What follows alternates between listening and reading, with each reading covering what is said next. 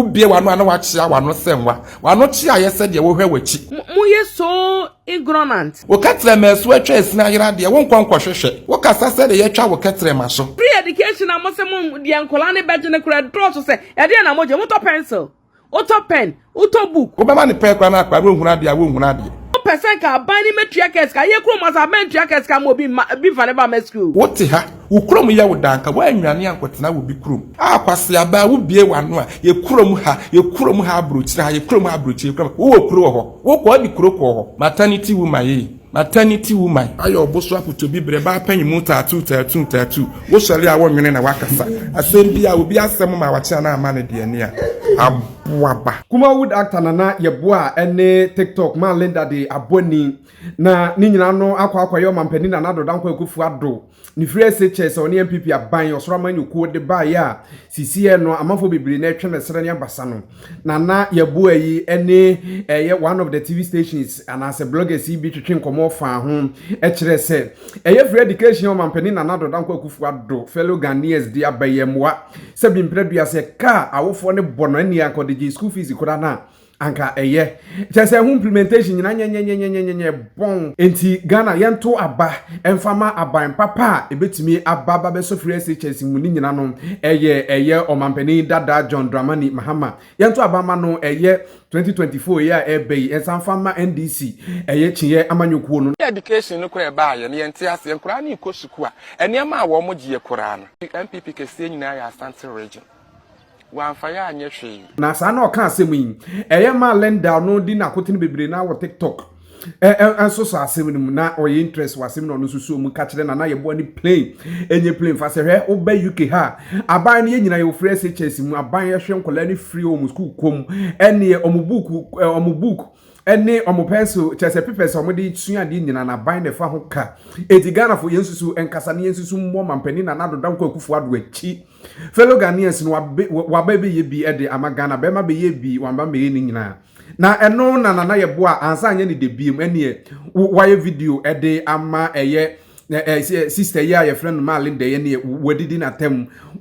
eja wadwo wakika na adwen de akere na busuafo ye nkonkohwe video ni bi emfa emra ne ba ya to asba before ebe kohwe video no ede abano na me kanfo Zahara Mixture Zahara J capsules the amount say ema edumo fichiko a waya sitimi ka odwe uti pace e wo fichiko mu no kwaje Zahara nro bi sanso ana edu wa fichiko mu a moja ne ntre ne ho ba esoso kakran etwa ebra wani ena ho so a je Zahara nro bi ya brantie o de bo ani atinkeja na ho aba kwaje Zahara nro bi Zahara nro ye niema bibiri infertility ulcer je Zahara nro bi opedro ne dudu atu afa numbers na da screen so contacting penifo a onsa ebekam na opebi ato a okọ heba ene pharmacy shops na onsa ebeka Zahara nro bi na bibi atimi awie peyo ebusiafo yehwe video ni bi emra Nana Lollipop Ghana ya dwene wo from sabi minu ya be ma nya se di oka na metwe wano awo from bet me kai wo niema bia na se me chew bibi de mesuminim ya bro chira yet na free education the same thing aban government no oma pen oma pencil oma book but aduane a obabedi no wo na woto se ope free meal aban ni be ma aban free meal but ebia na nya de wo pe na wo de ma wo ba no what you say enti ase Ghana say mu ye so ignorant. Now you got to understand what free education is here. Free education abani beto ochere say obani school no obakwa ontua konwaka ontua busika ontua peneka eno na ya abani de ya wafa free education ontua school fees but any occasion bia na person obani ko bia no you have to pay because ye ha say ne ye color day ye wo book day ye wo drawing day ye wo de day ni nyina awofo ne yeto se ka say book day a ye Twitter tali be £60. Ye Twitter tali be £20, £16, £10, £15. Dia wo ba time no pen atoma wo ba. Aban no on share. Teacher ni share wo ba no. Aban ni so be ma aban aduane. Aduane na aban di ma wo ba ne bia wo ba ne mpe. Ana ma me no mpe. Wo betimi ama aban lunch aba school. School ni problem. What you say? It's free education. I must say, the ankola ne beje ne kura draw so say. E dey na moje moto pencil, auto pen, auto book. enkonya na first na akola so aka oba na oso akonya ko school nso aban na fasane ma cycle no e de ebie na mope esika mo percent ka aban ni metua kes ka ye kuro mo sa ben tua kes ka mo bi fa ne ba ma school ye kuro mo say no bra obi ntua aban tua kes ka e ma ntu na isi obi ampe school e ben ne bro no so obi ampe school e ben ne bro no so se ne be easy ama wo battle so pe free everything there pesku e ben obro no so e betimi do ban nante form akọ senye sa na ate akire na be so oban ne be school we dia aban ne fa transportation ho aban be fa kola transportation ho abrakora ne de universal credit so what you say it's Ghana dey tax e na mutu amodi pay universal credit free nana lollipop would you tax o ka akura we su credit do pay insurance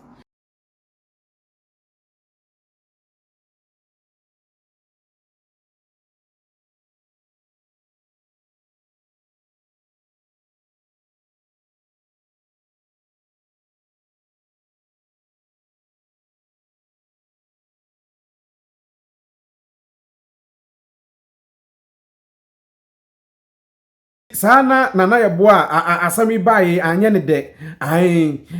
sister kasa wieye no anye ne de ene ono so abesane agu eye sister ye friend Linda o say anase ma Linda yi so ene wafa ya no wadidi natam potokora nya asem keto obusuafo yen kasa bibiribie mu no yen sanya munsia ne ehwe video ni bi emra